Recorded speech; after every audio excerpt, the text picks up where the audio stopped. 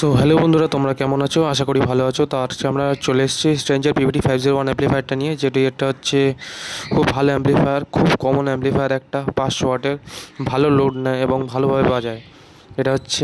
এটাই আপনি পেয়ে যাবেন ভলিউম কন্ট্রোল, ইন্ডিকেটার, তারপরে 3খানা বেস মিড কন্ট্রোলের সুইচ, তারপরে ট্রেবলের সুইচ, হর্ন স্পিকারের switch, power on of, overload protection, তারপরে টেম্পারেচার। খুবই ভালো একটা অ্যাম্প্লিফায়ার। তো এটার পিছনে ব্যাক প্যানেলটা আপনাদের দেখাই। ব্যাক প্যানেলে হচ্ছে আপনার একটা পাখা ঠান্ডা রাখার জন্য, ভেতরে সব কম্পোনেন্টসগুলো।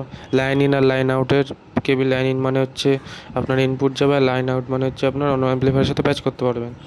3খানা টার্মিনাল আছে, বক্স বাজানোর জন্য 2 ohm 4 ohm, আর হর্ন ড্রাইভার ইউনিটেরও নিচে টার্মিনাল আছে।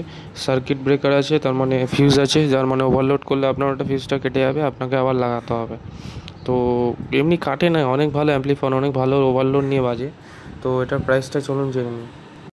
সো গাইস, এটা আপনারা পেয়ে যাবেন 15,000 থেকে 17 বা 18,000-এর মধ্যে পেয়ে যাবেন এই অ্যাম্প্লিফায়ারটা। এটা খুব সস্তা এবং ভালো অ্যাম্প্লিফায়ার। তো এটা বিভিন্ন জায়গায় বিভিন্ন দামে রেটটা বিক্রি হতে হবে, আমি জিনিসটা বলে দিয়েছি। তো লাইক অ্যান্ড সাবস্ক্রাইব করে দেবেন।